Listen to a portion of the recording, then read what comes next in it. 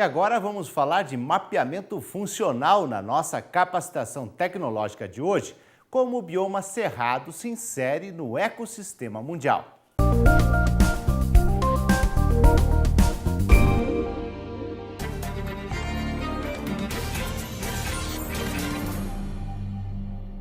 Olá, eu sou Antônio Felipe, da Universidade de Brasília, e hoje vamos falar sobre mapeamento funcional, como uma ferramenta de avaliação da sustentabilidade dos agroecossistemas. De uma forma geral, é importante termos o conhecimento de como que funciona a vegetação, tanto a natural quanto a plantada. E compreender as principais características dessa vegetação é muito importante para fazer a avaliação da sustentabilidade dos agroecossistemas. Então, o objetivo dessa aula é apresentar os principais conceitos sobre o mapeamento funcional como essa ferramenta para avaliação dos agroecossistemas. Para isso, vamos começar com uma pequena reflexão que foi feita pelo professor Albert Bartlett, que a agricultura moderna é a capacidade de transformar petróleo em alimento. E por que ele fala isso? Porque esse alimento é para uma população que está crescendo cada vez mais rápido. Em cerca de 12 a 13 anos, tem-se aumentado o incremento da população cerca de 1 bilhão de pessoas.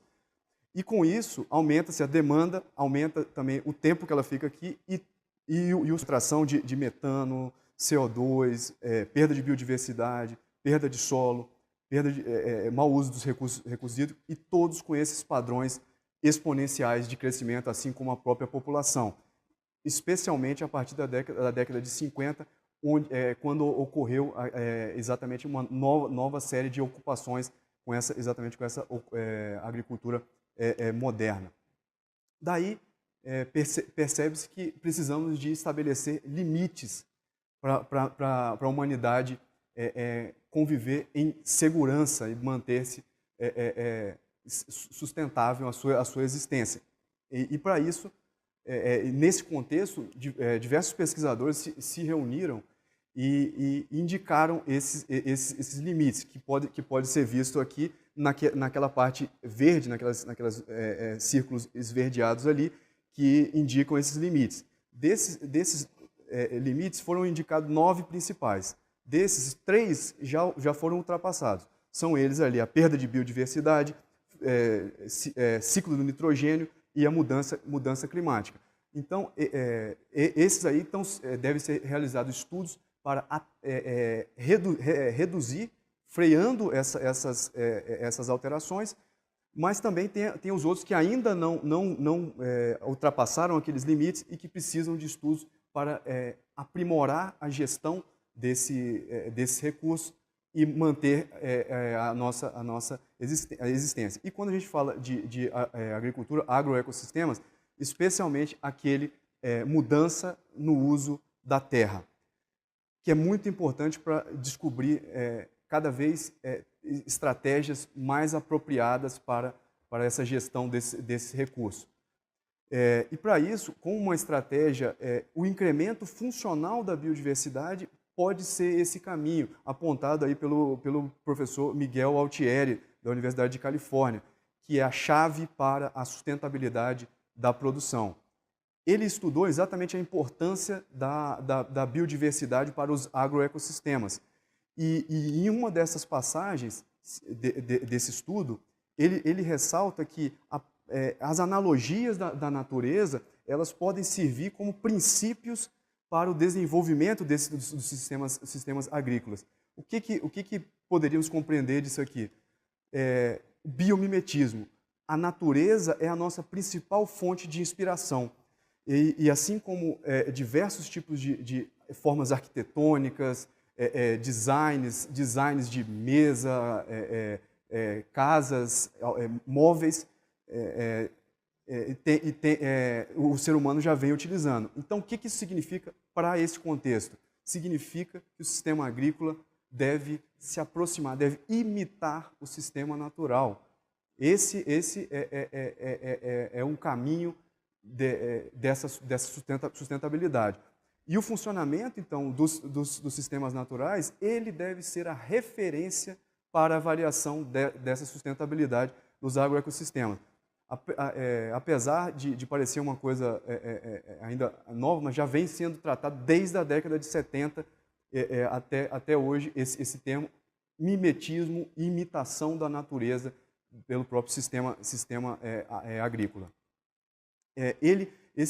Essa forma ele favorece os componentes, né, que fazem parte desse agroecossistema, dessa biodiversidade dos agroecossistemas, deixa as funções de forma mais efetiva, possibilitando, por exemplo, ciclagem de nutriente, biomassa, polinização, regulação, diversas outras funções que existem dentro dessa diversidade aí. E potencializam, inclusive para quem está no campo, outras formas de manter a cobertura, manter a água, manter a matéria orgânica, como outros benefícios que podem ser encontrados dessa relação entre os componentes e as funções. E aí vem, como então avaliar essa sustentabilidade dos agroecossistemas? Vamos simplificar em duas. Aquela que é o dia a dia, a pessoa que está no campo, que faz o balanço, que sabe quanto colocou, essa é uma das formas de você avaliar essa sustentabilidade. Sustentabilidade do seu próprio sistema agrícola daquele dia a dia. Mas tem a outra forma, que seria aquela forma que a gente estaria olhando por cima, por exemplo, por dados orbitais oriundos de satélites. Mas em todas essas formas, nessas duas formas de abordagem, devemos, enquanto pesquisadores dessa área, observar e saber o comportamento da vegetação natural e da vegetação plantada, como que ele funciona ao longo do tempo. Como que a gente pode comparar esse funcionamento entre eles, entre vegetação natural e vegetação plantada, e sim o mapeamento funcional da vegetação como resultado desse conhecimento adquirido com esses dois tópicos primeiros aí. Então vamos começar aqui com o comportamento da vegetação natural e plantada. Para isso, entender que a vegetação ela possui características biofísicas, como pode ser visto, como, por exemplo, conteúdo de água foliar, biomassa, e índice de área foliar, e essas são as características biofísicas. Mas, com a radiação eletromagnética oriunda do Sol, ela também caracteriza, ela pode ser caracterizada espectralmente dentro dessas faixas espectrais oriundas dessa radiação eletromagnética. Essa resposta espectral ela tem uma direta relação com as características biofísicas e podem ser representadas pelos índices de vegetação, que realçam essas relações e possuem como um grande potencial integração da atividade fotossintética e capazes de medir a variabilidade espacial e temporal da cobertura vegetal. O que acontece? A radiação eletromagnética, quando interage com o alvo, a radiação eletromagnética, então, que vem do Sol, irradiada do Sol, interage com os alvos, no caso, vamos focar na vegetação, ela vai reagir e cada tipo de cobertura, em cada estágio de situação, por exemplo, que ela está verde, que ela está seca, ela tem uma dita assinatura espectral, que pode ser vista naquelas curvas escuras ali. E os índices, então, eles aumentam esse contraste porque eles potencializam. Aqueles dois índices iniciais ali, NDVI e EVI, eles estão associados basicamente à atividade fotossintética, sendo que o primeiro ali, ele destaca um pouco mais a biomassa e o segundo, ele tem um maior potencial associado ao fechamento do dossel, mas são importantes na questão da biomassa. O terceiro ali, NDWI, está associado ao conteúdo de água foliar. Então, existem diversos outros índices e podem ser gerados diversos outros índices com essas relações dessas curvas aí. Mas aqui vamos focar nesses três que vão ser os que vão ser utilizados como exemplos. E, para começar, vamos ver como é que é o comportamento da cobertura vegetal natural. Aqueles índices lá, eles vão ser representados em imagens, como a gente pode ver uma imagem, qualquer tipo de imagem que tem quadradinhos chamados pixels, só que localizados em uma latitude e uma longitude. Isso em algum momento. Eles vão ser escalonados de tonalidade de branca até escura, onde o branco significa a maior presença, por exemplo, de biomassa, maior conteúdo de água, e o escuro é exatamente isso, é exatamente o contrário. A ausência de água e a ausência de cobertura vegetal. Só que vamos imaginar que esse é apenas um momento, então a gente vai apenas identificar o espaço. Mas se a gente começar a colocar diversas imagens, por exemplo, ao longo de 10 anos, nós idealizarmos um álbum, como se fosse um álbum daquela cobertura, nós vamos entrar com a terceira dimensão, que seria o tempo. E aí sim será capaz de a gente detectar, caracterizar o funcionamento da cobertura vegetal. E aqui, vamos dar um exemplo aqui das principais formações vegetais do Cerrado. Então, estão ali apresentados A, B, C e D, onde a primeira ali está representando a formação florestal caracterizada pela mata-galeria. A gente pode ver que em relação aos outros gráficos ali, do B, o C e o D, ela apresenta os maiores valores de índice de biomassa, por assim dizer, atividade fotossintética, e a menor variação entre as estações. Sim, porque aquelas partes mais altas, os picos, são os períodos referentes à chuva e a parte mais baixa são os períodos referentes à seca. Então, ele deixa bem claro essa sazonalidade, que é uma característica aqui do Cerrado. Ele varia menos porque a formação florestal, na casa da mata-galeria, ele varia menos exatamente porque ele está associado aos cursos d'água e está bem, com o dossel sempre bem fechado e ativo ao longo das estações. Se a gente passar para o cerrado típico, a letra B ali, ele já diminui um pouco o extrato arbóreo e entra um pouco mais o extrato herbáceo arbustivo. E aí a gente observa valores médios menores de índice de vegetação, de produção de biomassa, atividade fotossintética, e maior sazonalidade em relação à mata, exatamente por conta dessa mistura já mais evidente entre o elemento arbóreo e o elemento herbáceo arbustivo. Se a gente reduzir ainda mais essa questão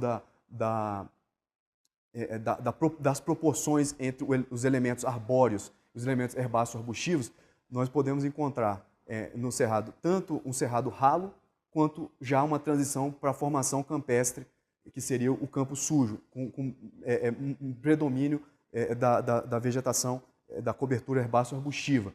E, por fim, o que apresenta as maiores variações sazonais são destacados aqui os campos limpos, exatamente por ser predominante a parte herbácea arbustiva e gramíneas, por assim dizer. Então, esse seria o funcionamento geral das três principais formações vegetais do Cerrado.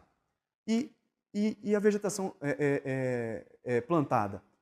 Certamente ela vai apresentar padrões similares, aquela coisa da sazonalidade, a época da seca e a época chuvosa. Mas ele vai ter pequenas diferenças. Aqui vamos tratar de três exemplos. O primeiro exemplo são rotações entre soja e milho e soja. Vou dar um exemplo aqui, então, da soja como primeira cultura e milho como segunda. A gente pode ver que ele tem realmente aquela característica de altos e baixos ali, marcando bem a sazonalidade do cerrado e deixando clara a relação com o clima e com a disponibilidade hídrica. Só que ele tem características mais pontiagudas, representando exatamente o funcionamento daquele tipo de cultura. Então, esse estudo aí é um estudo que tratou desse comportamento de 11 anos desse tipo de rotação, onde estava sendo estabelecido soja e, na sequência, milho. E, com isso, se reunir todas essas informações, é possível, então, gerar qual foi o padrão médio desses tipos de cultivo, dessa sequência de cultivo, partindo desde a época da semeadura, que de uma forma geral começou mais ou menos em torno de outubro, meados de outubro, o período vegetativo, iniciando ali já entre novembro e dezembro, que é marcado ali pela letra V, o período reprodutivo, a maturação, que seria já a colheita, e a segunda cultura. No primeiro gráfico ali, então, associada à soja na sequência de milho, e o segundo, o milho, em seguida a soja. Existe uma pequena diferença que pode ser destacada ali, que é a amplitude um pouco maior. Isso aí é devido à arquitetura daquele dossel, sendo que o milho é uma gramínea e a soja é uma leguminosa, que vai ser caracterizado de forma distinta. Então, é essa a diferença que é a principal destaque aí desses dois aí. Nesse caso aqui, então, foi um plantio direto, né? E o segundo exemplo é o do algodão, nesse caso, utilizando o plantio convencional. Também pode ser observada ali, à direita, aí, em todos aqueles índices, tanto de biomassa quanto de conteúdo de água foliar, uma amplitude, inclusive maior do que o plantio convencional, onde observa-se variações entre a época da seca e a época chuvosa superiores a 60%, exatamente porque em muitos casos ele vai ficar com o solo sem a cobertura ou cobertura muito baixa e praticamente sem existência de atividade fotossintética. Da mesma forma, é possível avaliar todas as etapas, no caso aqui do algodão, fazendo um compêndio de todos esses 11 anos, aí, quase 12 anos aqui, e uma curva média com todos esses índices também, o NDVI e EVI associados à biomassa, o NDWI associado ao conteúdo de água foliar. E encontrarmos ali um padrão semelhante, sendo que um pouquinho mais tardio em relação à soja, na questão da época da semeadura, a emergência, período vegetativo, formação do bulbo, da flor, do capulho e enfim, o próprio cultivo. Ou seja, a própria vegetação nos indica como que ela está funcionando. Mais um sistema que, no caso aqui, é o café do cerrado, que é basicamente utilizado pela irrigação fundamentada no estresse hídrico, que é o que garante a uniformização da florada e a mecanização. Ou seja, é um café mecanizado que ocorre aqui no cerrado.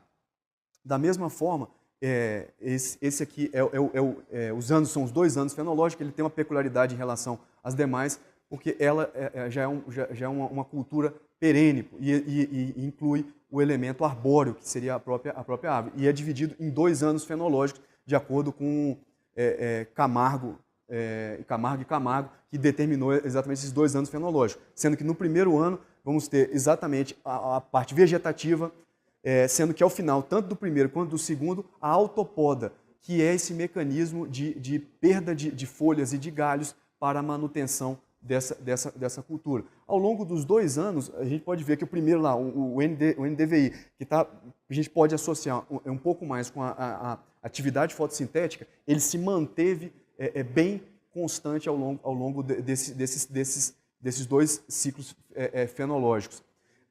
No caso do EVI, que está associado ao dossel, ele tem uma queda um pouco maior. E essa queda é exatamente caracterizada pela autopoda, essa perda de galhos e folhas. Esses 3 exemplos, eles ocorreram no Cerrado do Oeste da Bahia. Esse, então, eram as relações entre o comportamento da vegetação natural e vegetação plantada. Vamos, então, comparar. Como que pode ser realizada essa comparação entre os 2 funcionamentos aí? Para isso, uma relação chamada Índice de Produtividade da Paisagem, que ela avalia essa produtividade relativa da paisagem em função do tempo, tomando como referência a cobertura natural em uma unidade da paisagem assim indicada, né? Como que funciona? Como é que seria isso aí, então? Você tem um alvo, um determinado tipo de cultura, por exemplo, você vai estabelecer uma relação aritmética com a referência e você vai gerar um índice esse índice de acordo com o parâmetro que você está avaliando, ou biomassa, ou conteúdo de água foliar, e assim sucessivamente. O que vai ser? linha pontilhada ali vai ser o nosso zero, que é o cerrado, que é como se fosse o comportamento do cerrado. O que está acima é o que aquele alvo, aquela cobertura ganha dentro do período chuvoso. E a parte de baixo é o que ele perde em relação ao período seco, em relação à nossa cobertura. Então, o agroecossistema sustentável é aquele que se aproxima mais daquela região central ali pontilhada, indicando um comportamento mais próximo dessa nossa referência. Alguns exemplos aqui, sendo que o da esquerda aqui, o período chuvoso, e o da direita, o período seco. Apesar de ser várias culturas ali, vamos tentar sintetizar. As três primeiras ali, algodão, milho e soja, que estão associados àqueles picos, aqueles grandes picos ali, exatamente por conta daquele funcionamento. Então, na época chuvosa, realmente ele apresenta um ganho de biomassa, tanto de biomassa quanto de conteúdo de água foliar, muito superior ao cerrado, só que num período muito, muito pequeno e com uma amplitude muito elevada. Os outros elementos, que seria o eucalipto, que é o pontilhado, e o café, que é a linha escura, eles, por terem os elementos, o elemento arbóreo, eles conseguem manter um comportamento com uma largura desse comprimento de estação maior e uma amplitude menor, indicando um comportamento mais aproximado da cobertura natural. À direita ali a gente vai conseguir ver o período seco, que é como que estão aqueles comportamentos ao longo desses anos aí em relação à nossa referência. Fazer só um detalhe, uma referência a respeito do café, que ele começa um pouco inferior e lá pelo ano mais ou menos 2004, 2005, ele se junta lá com um comportamento parecido com o do café. Isso é porque essa cultura de café foi estabelecida exatamente em 2000, o início dessa série temporal aqui. E mais uma vez a gente observa que aqueles que têm o elemento arbóreo, que seria o eucalipto e o café, eles conseguem acompanhar mais a cobertura vegetal. Todos os outros, tanto o plantio direto quanto o plantio convencional, soja e milho, apenas essas culturas, elas apresentam perdas que podem chegar a 80% em relação ao comportamento daquele alvo que seria o nosso cerrado. E no último ali, IPP da direita, no terceiro ali à direita, IPP do NDW, que é o conteúdo de água foliar, conseguiu inclusive marcar muito bem um veranico destacado na literatura, e ali a gente percebe exatamente, fica claro para se perceber que aquelas coberturas, por exemplo, o café e o eucalipto, foram os que tiveram as menores perdas do conteúdo de água foliar. E mais uma vez ali, aqueles que foram culturas anuais tiveram as maiores perdas. Né?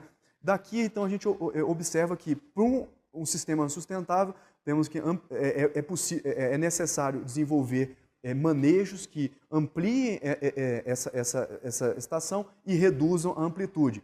E o elemento arbóreo apresenta-se como uma função muito importante nesse processo de sustentabilidade.